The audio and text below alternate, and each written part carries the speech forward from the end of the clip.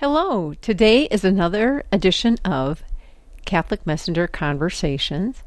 I am your host, Barb Arland-Fye, and with me today are Father Thom Hennen, the chaplain at St. Ambrose University, and Megan Grady, a student at St. Ambrose University. And I wanted to talk with you guys about campus ministry. Does that sound okay? Great. Yeah. Okay, Awesome. good. Thank you.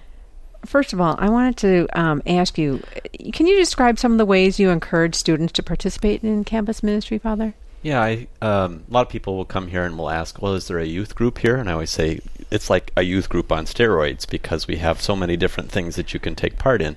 But what's different is you don't have somebody kind of looking over your shoulder to make you to go to all of those things. Your schedule is your own, your time is your own, and you can be committed to the degree that you want to be. So there are some weeks for some of our students that just come into Sunday Mass, might be all that they do that's related to campus ministry that week. And then there are other weeks when they might come to Wednesday night Mass and more, or they might take a part in a service opportunity, or they might join a small group. And so, we kind of want to tailor it to them. It can kind of scale to them. So however they want to be involved in whatever amount they want to be involved, they can do that. Awesome. Now, you attended St. Ambrose, didn't you? Mm-hmm. How long ago was that? I graduated in 2000, so that's a long time ago now. So, yeah, by student standards, a very long time ago. Perhaps. It depends on who you're talking to, right? Exactly. Right. I don't think you're that old. Oh, good. I'm glad to hear that, Meg. Thank you. He used to be considered the baby priest. I think he I still know. could. He put on that beard and mustache thing, Yeah. but he still kind of looks like the baby priest. But so how was campus ministry? What was that like when you were a student? How has it changed? A lot of it is similar in the sense that you could, again, be involved to the degree that you wanted to be involved. There were still things like service trips and other local service opportunities. There were daily masses. There were Sunday masses. There were, you could be involved in music ministry. What I think is different is I think there are more opportunities, especially for small groups and things like that, and Bible studies. And also a big difference is we're in our fourth year now of having peer campus ministers. So these are students that we select that live in all of the different dorms on campus and are reaching out to their students. And now that we're in a few years with this program, people know what a peer campus minister is, and they know that they're kind of acting as ambassador or liaison to campus ministry. So that's been a big help. Well, I want to interject here. Megan, what's campus ministry like for you? How did you decide to get involved? And tell me a little bit about your experience. Yeah, so freshman year, I think everybody experiences this freshman year of college. You're kind of in a new place, new people. You're kind of missing that familiarity of home. And I think when I came here, obviously I'm a student athlete. I run cross country and track here. And so that was familiar to me, but it was still new teammates, new coaches. So the one thing I think that drew me to campus ministry was the familiarity of it. My family's Catholic. We go to church. We're Saturday night people. We're not Sunday people because we're not early risers. But I would go to Mass with them, then we'd go out to eat with my grandparents. So I really missed going to Mass. And I remember the first Sunday that I was on campus and I went to Mass, it kind of gave, I had all this tension from being nervous about being here, and then it just all kind of went away because I knew it's the same routine up there. We go out for communion, we say the Our Father together. It was just that familiarity, I think, that drew me to campus ministry. Oh, that's awesome. Father Thom, what are the 3 most popular activities or events offered in campus ministry here? I think probably numbers-wise, most popular by far would be the Wednesday night Mass and more. And that really started several years ago as an outgrowth of our Antioch retreats, which are also very popular. But those who went on those spring and fall Antioch retreats wanted to have kind of a Mass sometime during the week in the later evening when they would kind of get together as a mini reunion. Because the Mass schedule, even when I was a student here, I think across the board for daily Mass was 4:30 in the afternoon. And then they added that Wednesday night, really in response to the Antioch retreat. And now that's easily the most popular kind of student daily Mass, anywhere from 80 to 100 some weeks. Wow. Last week when we had a special homecoming edition of that with the football team and band and dance and cheer, we had probably 250 or somewhere in there. So that's awesome to see on a Wednesday night for a daily mass when they don't have to be there, that number of students showing up. Of course, there's food afterwards also, and that always helps to kind of incentivize. Is there always food after the? There is always. Even during Lent, we do celery and carrot sticks or something healthy or penitential like that. But even during Lent, we do some snack afterwards. So is there still a 4:30 Mass then daily? Yeah, so Mondays and Fridays is noon, and then Tuesdays and Thursdays is at 4:30. And the idea of that staggered Mass schedule, I think, was to provide different times, different days, so that a student could potentially go to a daily Mass sometime during the week, hopefully between those different offerings. Megan, what about you? When do you like to go to Mass? So I try to go to daily Mass at noon, at least maybe once a week. Sometimes that doesn't always work out with homework stuff. But definitely the 9:15 Mass I usually go to every week. That's kind of like a study break for me. It's nice because when you're all stressed out with homework, you can just go to church and just kind of relax and be with God and have that time together. It's just really nice, yeah.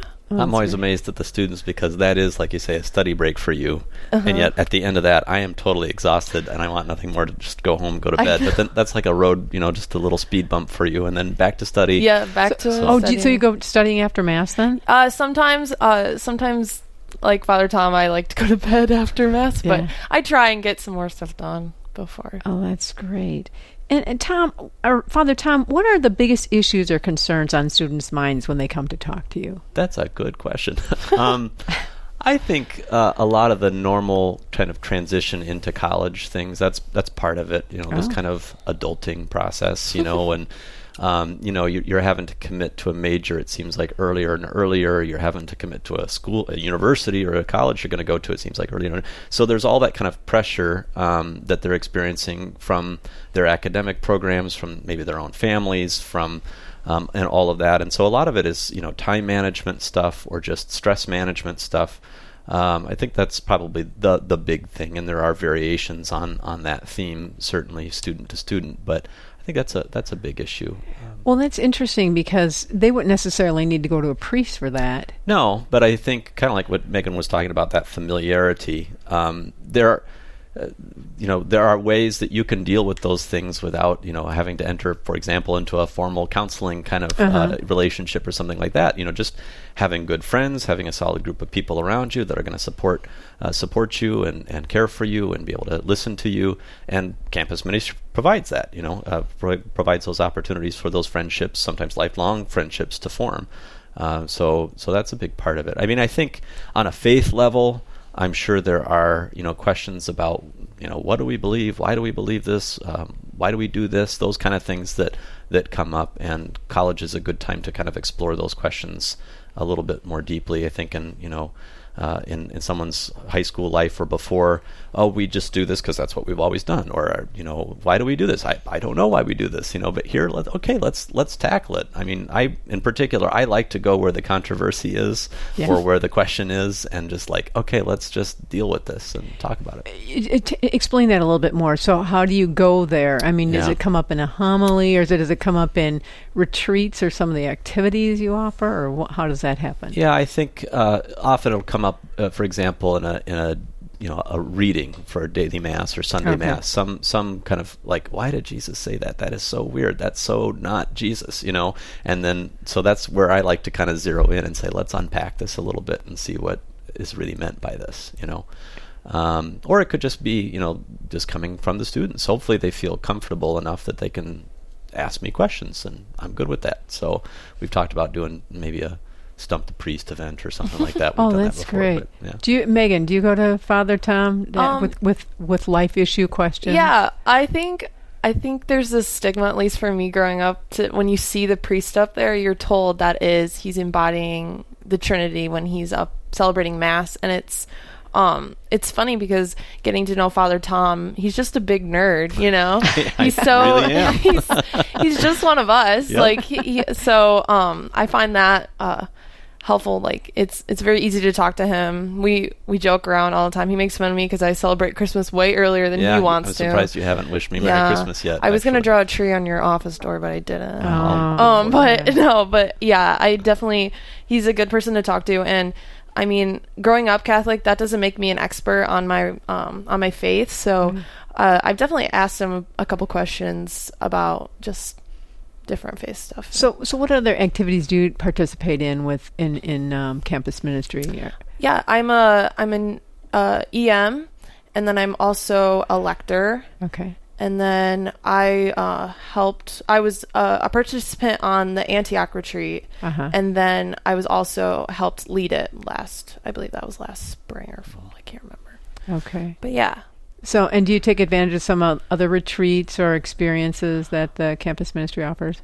It's kind of hard with me running and stuff. Oh, yeah. But I definitely made time to go to Antioch, and that, like Father Thom said, that's our most popular and definitely worthwhile retreat. And I found. Did you have to sacrifice anything for that? Did you have to do a track meet? I did. Okay, so I didn't miss a meet, but I did have to get up when it was dark out and run. And that was a little hard because we're having fun, all your friends are there, and it's just a great experience, and you're kind of staying up a little later, and then I would have to get up earlier, so that was a little bit hard, but it was worth it. It was a great experience. I'm amazed at the student athletes because their season is really like the whole year that they have to be training, and even when we brought students on spring break service trips, we'll be working really hard at a work site all day long, and then we'll come back and they'll go for a 7-mile run, and it's like, whoa. Wow, so that's amazing. My son graduated from St. Ambrose a couple of years ago, and he went on one of your like a spring service project, and that was really, that really meant a lot to him.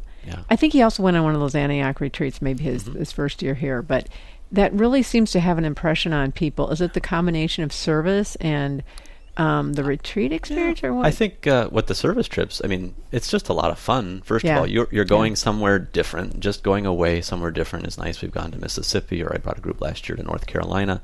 And so you're doing something different with a group of people, some of whom you've met before, some of whom you haven't, but they usually make fast friends in the car ride down, or by the time you get there, and you're working side by side with each other, and that kind of forms a bond. But you're also, you're encountering people where they're at in their particular life situations, sometimes in great situations of poverty, and it kind of stirs something in your heart. It's like, okay, the things that I'm worried about on a day-to-day basis, they are nothing compared to what I'm experiencing here. And so to give students that experience, even if they can't go away for a spring break service trip, at least locally to do some sort of service is a big part of what we want to provide in campus ministry. Megan, you're, obviously close to a lot of students on campus. Any ideas what some of the issues are that are really impacting students here on campus? Yeah, I think especially with the transition to college, not just freshmen, but even as you get older, you're worried about managing all the stuff you have to do, because college is definitely different than high school or any other experience. Kind of being an adult, like Father Thom was saying, adulting, managing your friends, your social life, for me, my faith, and then homework, and then sports. Like taking all of that and not having mom or dad there to tell you, okay, you need to do this, you need to go to bed at this time. Like you're kind of giving too much freedom and you don't know what to do with it. I think that's what a lot of students struggle with. I struggle with that personally, but yeah. But that's, what year are you now? You're a junior? I'm a junior. So that's you've sort of kind of worked your way into that? Yeah, I definitely have it figured out. I was just telling Father Thom that I saw something on a homework thing that might have been due before today, and I didn't do it. So I'm still struggling with that, but I definitely feel more prepared than I did my freshman year. Yeah. What about some of the hot button issues? Do those come up at all? Same-sex marriage, transgender issues. My hunch is that yes, absolutely, especially within conversations, within circles of students, that is talked about. I think it's something I would honestly be open to talking about more through campus ministry or through some of the programming that we do, because I know that those questions are there. Yeah.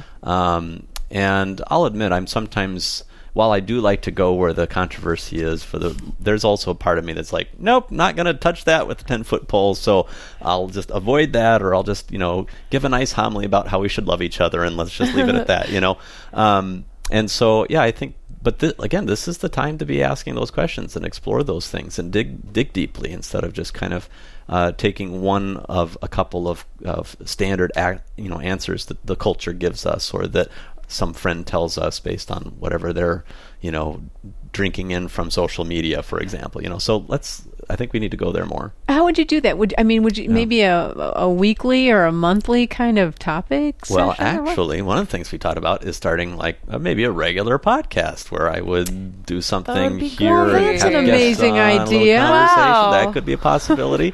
I think an event like a kind of an open forum kind of event where we could say. Bring your questions about your faith, or maybe we give it a specific topic for particular times. We used to do, in the past, we would have, there was something called Brood Awakening, and we would do that kind of thing. Yeah. And then I think the successor to that was called Poppin' Topics, and we haven't really replaced that yet. And I think that's an area where we need to branch out. Would that be another like nighttime kind of thing? Yeah, probably nighttime thing. Time is so hard, though, to get students. I mean, they're already signed up for 18 things. Yeah. And, we can... In one shot, we can get them maybe for an hour to an hour and a half. That's kind of maximum time commitment on an evening before they have to go to this meeting or before they have to study or whatever. So trying to fit that in a week can be difficult. But well, so how can St. Ambrose University's campus ministry best help students, the Catholics and non-Catholics, navigate life on campus now and after they graduate? Meg? I don't know. You tell me.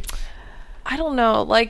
I think, because I have a lot of friends that go to Mass and more that aren't necessarily, they're not Catholic, and they find it very beneficial because, we're all Christians, we're all celebrating God in that moment, and I think that time with Him is very beneficial to everybody, whether you're Catholic or not.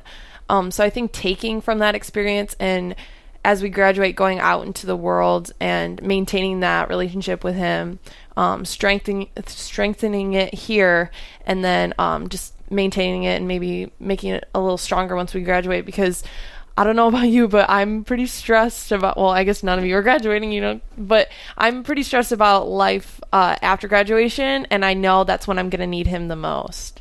Yeah, so that's really good. Yeah. Wow. You know what I was really struck by at the Mass that Bishop Zinkula came to, the homecoming week Mass with you and all those 250 students, which was really cool. What I was struck by is all the students there, and I knew there were a lot who weren't Catholic, or it seemed like it, but everyone followed. It was like the Catholics just sort of led the way. Sometimes when you're going to Mass somewhere and there are people who aren't Catholic, they will choose to sit, not kneel, but everybody was kneeling. Everybody was singing from the hymnals. Yeah. And I was really amazed by that. Yeah, we try to make it clear that, yes, we're a Catholic university and I'm a Catholic priest. I know Catholic stuff. That's what I do, But we try to minister to all. We're not just the campus ministry for the Catholic students. We are the campus ministry for the entire campus. And whether that means making an accommodation, for example, for a place for our Muslim students to be able to pray, as we did a couple of years ago, or whether that is just making sure that people know whether they're Catholic or not, they can participate in the spring break service trips or come to Wednesday night Mass and more, or be a part of a small group or any of those things. I think of one of our students, an international student who is himself Hindu, that came on our Be Connected New Student Retreat, who came on an Antioch retreat, who went on a spring break service trip, and obviously he felt comfortable enough here to be able to participate in those things, and we want to create an atmosphere where that is the case. And how do you do that? How do you do that so people don't think, oh no, you don't have to be Catholic? I think you talk about it, and I think also the peer campus ministers and the other people that are involved in campus ministry, like Meg, their personal invitation means a lot, just to say, hey, we're coming and doing this, come along with us. And if they say, oh, I'm not Catholic, it doesn't matter, come along, So well, that's evangelization. Yeah, exactly. Wow. Yeah. What do you think drew so many? I'm just curious. What do you think drew so many people to that Mass, that homecoming week Mass? Was it the blessing, the bishop being there? Especially if kids aren't Catholic. I'm not sure that a bishop would matter. I'm pretty sure it was the nacho cheese and chips. Oh, that's probably my no. Part of it was we made a special invitation to the coaches for those teams, being that it's homecoming week, and this is the second year that we've done this, so we're trying to kind of build this momentum of that being a homecoming week tradition. I don't want to certainly make it mandatory that they come, but I really ask the coaches to push that with their teams, and then the Pure Campus ministers to talk it up. And one of the benefits of sports here is that they already have that bond with their team. And so if they come to a campus ministry event, they're likely going to come with some of their teammates. And I think Megan could say that's true, certainly of cross country and track. Yeah. So it isn't your powers of persuasion with the coaches. It's not that you don't have that special kind of power. No, I don't think so. Okay, that doesn't work. Okay. But I do know, I was told, what someone told me, they come to the Mass because they love your homilies. So how do you make your homilies relevant to students? What do you do for inspiration? I mean, I know the homilies are supposed to reflect on the gospel reading or one of the readings, but what do you do where do you get your inspiration, and when do you write your homilies? Do you have a homily for each Mass that you do? Yeah, I mean, daily Mass is obviously less formal, so usually I will kind of look at the readings the night before, maybe the day of, and come up with a idea that I want to share with them, Sunday homilies I do put a little bit more prep time into and write out most often. And here's my big secret. Yeah. I preach to myself first. Nice. Usually the stuff that is getting unpacked and that are questions that I have or things that I'm struggling with, because that's who I know best, and that's what I know best. And I'm presuming, I guess, that other people that are walking this Christian life are experiencing those same kind of things. I do kind of try to put on the mind of the student a little bit and remember back to my student days to remember some of those things. But I don't know. And I suppose the other thing is I hope I'm preaching the gospel, and the gospel is inherently attractive and people want to hear that, and so hopefully I can get out of the way enough to let that message get through. So wow, awesome. Hey, Megan, I've got another question for you. That is, if you were in charge of campus ministry, what would you do with campus ministry? What would I do? Well, I really like that idea of having like a forum asking you questions, because I think transparency is important, especially now when in the age of social media and all that stuff. So I'd probably do that. I'd probably have pancakes at Mass and More. I've been trying to get pancakes. Wow. We've done it once. Yeah, once is not enough. Okay. I love pancakes. I love pancakes or waffles or any breakfast food. Wow. I would probably make that an option at every Mass and More so I could get pancakes. That's a little selfish, but no, I think I really like the idea of the Q&A with Father Thom. And just more stuff like that. Maybe we can do pancakes and a Q&A. Oh my gosh! That would be the dream. Yeah. But awesome. I really like that idea. Yeah. I'm just curious. What do people wear to these late night masses? Boy. Do they wear pajamas or? No? I'm gonna be transparent here. I wear pajamas, but I put sweatpants over it so you don't know. But cool. Just because I'm going to bed right afterwards, but. I think the informality of it is what draws a lot of people there, because on Sundays I dress up. Everybody pretty much dresses up. We were talking the other day about how the students dress up. Yeah. But I think Wednesday everyone's studying. I think that's what draws a lot of people there is they don't feel as formal. It's so informal. A lot of campus ministry is removing barriers for students. And if a student feels like, I don't want to go to Wednesday night Mass and More because I'm kind of already in my shorts and t-shirt and I'm, don't let that be a barrier to your coming to Mass. If you want to dress up more, you're welcome to. And I do marvel at the fact that our students kind of dress up for Sunday, which is kind of cool to see. It's like, wow, this is really cool. But very cool. But for weekday masses and especially that Wednesday night Mass and More, it's definitely more informal. Any closing thoughts? Not that I can think of. I don't know. We're plugging away. Year's off to a good start, I think, so far. Yeah. That's great. What's on the agenda for retreats or? We'll have our fall Antioch retreat coming up in October. I think in November is when we do our busy student retreat, and that's when it's built into your day. You just agree to spend a little time in prayer and a little time meeting with the spiritual director for 4 days, Monday through Thursday. Oh, that's cool. And so that's a nice opportunity as well. We're already starting to kind of get things organized for our spring break service trips, and probably going to start advertising for those a little earlier this year than in past years so that students can get that kind of on their calendar and on their radar. And other than that, I think it's just day to day, week to week. Sometimes you don't know what's going to happen. So, let the Holy Spirit guide you, right? Yeah, right. Awesome. It was a pleasure to have you here today, Thanks, Father Thom and Megan. Thank you so much. Thank you. Good to be with you. And we're signing off with another edition of Catholic Messenger Conversations. See you next time.